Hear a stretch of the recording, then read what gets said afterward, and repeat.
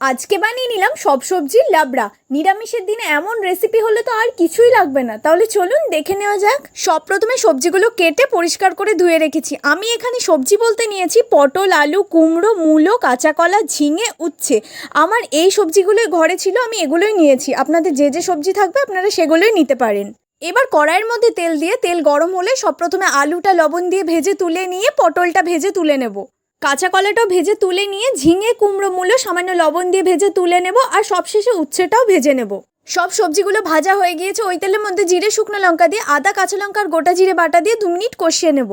এবার হলুদ, কাশ্মীরি লঙ্কা গুঁড়ো, লবণ আর চিনি দিয়ে সব কিছু মিশিয়ে নিয়ে সবজিগুলো দিয়ে কুচিয়ে রাখা টমেটো দিয়ে ভালো করে মশলার সাথে মিশিয়ে নেব।